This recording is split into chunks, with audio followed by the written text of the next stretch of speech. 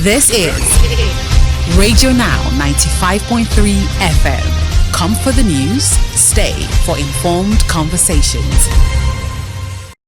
From this conversation, we turn to the political, where founding member of the All Progressives Congress APC and former Governor of Kaduna State Nasir El-Rufai has resigned from the All Progressives Congress and joined the Social Democratic Party, the SDP.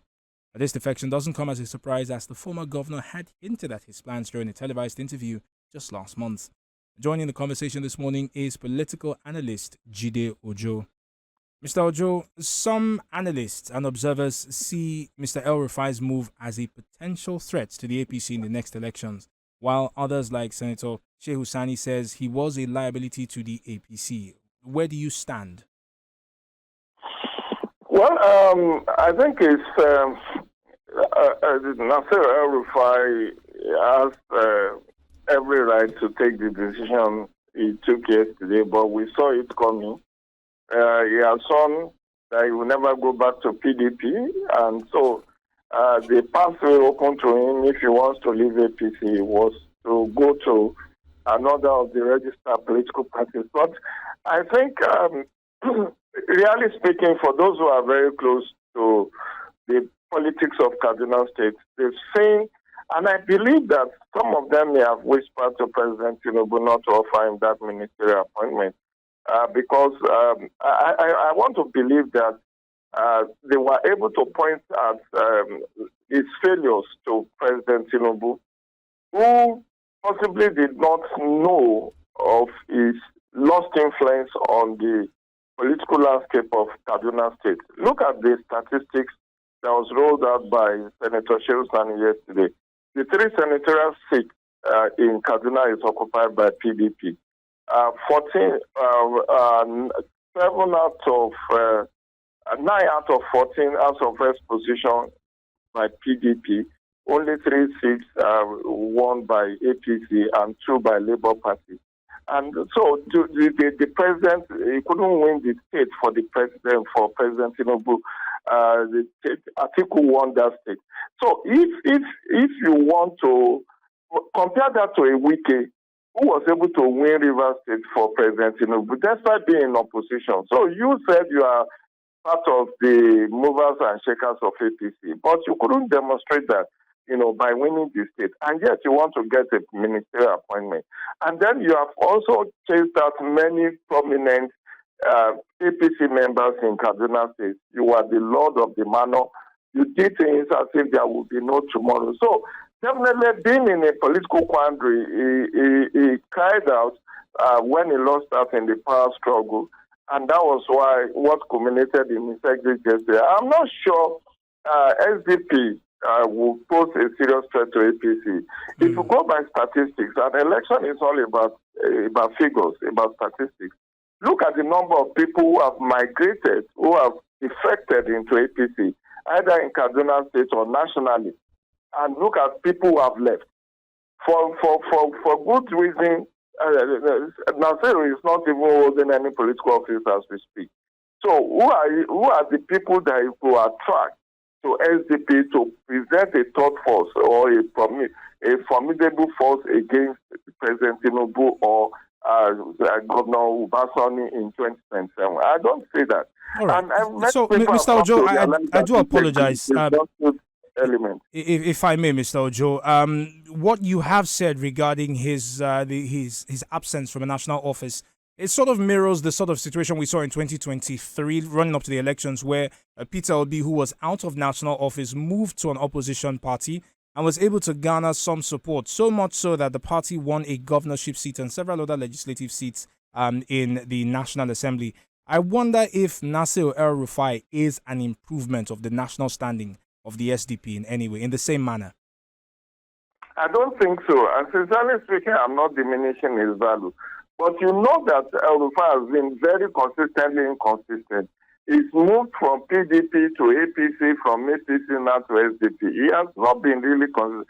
From time immemorial, even when he was serving under Obasanjo, he was an Atiku boy. And when Obasanjo and Atiku fell apart, he defected to the Obasanjo side, who offered him a ministerial appointment. and he was happy.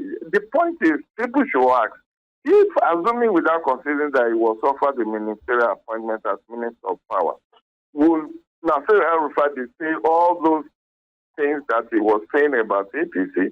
You said there was no meeting in the last 2 years. Now, a national caucus meeting was held last week. You were conspicuously absent. That's not being invited. So you have made up your mind that you don't want to have anything to do with the party.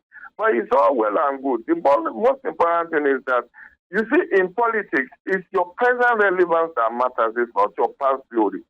If you have any past glory that you cannot, I said as a sitting governor, you couldn't win the state. Look at the statistics.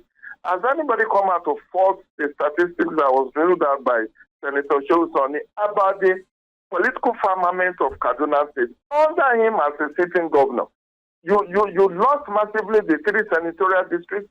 You lost massively the House of Reps position. 9 out of 14 was won by PDP. Under your leadership as the leader of APC in Kaduna State, you could not even win the state for the president that you want to come and serve on that.